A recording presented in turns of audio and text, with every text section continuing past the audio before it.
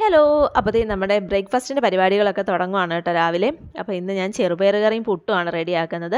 അപ്പോൾ ഞാൻ കുറച്ച് പയറെടുത്ത് നമ്മുടെ കുക്കറിൽ വേവാനായിട്ട് വെച്ചു. അപ്പോഴത്തേക്ക് ഒരു കട്ടനൊക്കെ ഉണ്ടാക്കി കുടിച്ചു കേട്ടോ.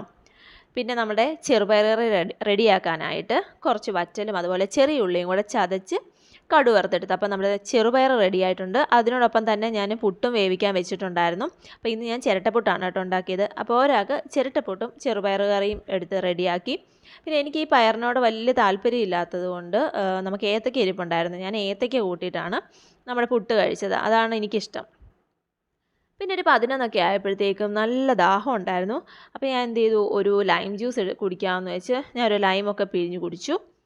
ഇനി നമുക്ക് ലഞ്ചിനുള്ള പ്രിപ്പറേഷനാണ് കേട്ടോ. അപ്പോൾ കുറച്ച് അച്ചിങ്ങ ഇരിപ്പുണ്ടായിരുന്നു. അത് ഞാനൊരു സവോളയൊക്കെ അരിഞ്ഞിട്ട് പച്ചമുളകൊക്കെ ഇട്ടിട്ട് നന്നായിട്ടൊന്ന് മെഴുക്കുവരട്ടിയാക്കി എടുത്തു കേട്ടോ. പിന്നെ അതിൻ്റെ കൂടെ നമുക്ക് ലഞ്ചിന് നെല്ലിക്ക ചമ്മന്തി ഉണ്ടായിരുന്നു. തേങ്ങയൊന്നും ഇടാതെ കുറച്ച് ചെറിയ ഉള്ളിയും അതുപോലെ ഒരു പച്ചമുളകും കുറച്ച് ഉപ്പും ഒക്കെ ഇട്ടിട്ട് കുറച്ച് എണ്ണയും കൂടെ ആഡ് ചെയ്ത് നെല്ലിക്ക ചമ്മന്തി ഉണ്ടാക്കി. പിന്നെ ഒരു മുട്ടയും കൂടെ ചിക്കി എടുത്തിട്ടുണ്ടായിരുന്നു. പിന്നെ പപ്പടം ഉണ്ടായിരുന്നു. അപ്പോൾ നമ്മുടെ ലഞ്ചൊക്കെ കഴിഞ്ഞ് ഞാൻ കിച്ചണൊക്കെ ക്ലീൻ ചെയ്ത് കിച്ചൺ ടോപ്പൊക്കെ ഫുൾ വൃത്തിയാക്കി. ഇനിയിപ്പോൾ നമുക്ക് ഈവനിങ് സ്നാക്സ് നോക്കാം. അപ്പോൾ ഈവനിങ്ങിൽ ഞാൻ നോക്കിയപ്പം കുറച്ച് ഏത്തക്ക ഇരിപ്പുണ്ടായിരുന്നു. പക്ഷേ ഏത്തക്കയുടെ പുറത്ത് ഇങ്ങനെ ഒരു ബ്ലാക്ക് കളർ വന്നിട്ടുള്ളത് കൊണ്ട് എല്ലാവർക്കും പഴംപൊരിയോടൊന്നും വലിയ താല്പര്യമില്ല, പഴുത്താണെന്ന് പറഞ്ഞു. അപ്പോൾ ഞാൻ അങ്ങനെ ഇരുന്നപ്പോഴാണ് ഇതിനെ എന്ത് ചെയ്യാമെന്ന് ഇങ്ങനെ ആലോചിച്ചപ്പോഴാണ് വിചാരിച്ചത് നമുക്ക് ഇതിനെ വേറെ ഒരു സ്റ്റൈലൊന്ന് പിടിച്ചാലോ എന്ന്. അങ്ങനെ ഞാൻ ഒരു ഏത്തക്ക എടുത്തിട്ട് ഒന്ന് ആവിയിൽ പുഴുങ്ങിയെടുത്തു. പിന്നെ ഇത് നമുക്ക് രാവിലെ ബാക്കി ഉണ്ടായിരുന്ന ചെറുപയറാണ് കേട്ടോ. അപ്പോൾ അതിൽ ഞാൻ കുറച്ച് ഏലക്ക പൊടിച്ചതും അതുപോലെ കുറച്ച് പഞ്ചസാരയും കൂടെ ഒന്ന് മിക്സ് ചെയ്ത് വെച്ചു. അതിൽ നിന്ന് തന്നെ ഞാൻ കുറച്ചെടുത്തു. അപ്പോൾ ഇത് നമുക്ക് സുഖിയൻ ഉണ്ടാക്കാമെന്ന് വിചാരിച്ചു. പിന്നെ ഈ ചെറുപയറിൽ നിന്ന് തന്നെ കുറച്ചെടുത്തിട്ട് ഞാൻ നന്നായിട്ടൊന്ന് ഉടച്ചെടുത്തിട്ടുണ്ട്. അതിപ്പോൾ നമ്മൾ ആവിയിൽ പുഴുങ്ങി വെച്ച് ആ ഏത്തയ്ക്ക അതും ഞാൻ നന്നായിട്ടൊന്ന് ഉടച്ചെടുത്തിട്ട് ഇതുപോലൊന്ന് പരത്തി എടുത്തിട്ടുണ്ട്. കുറച്ച് എണ്ണയും കൂടെ കുറച്ച് നെയ്യും കൂടെ ആഡ് ചെയ്തിട്ട്.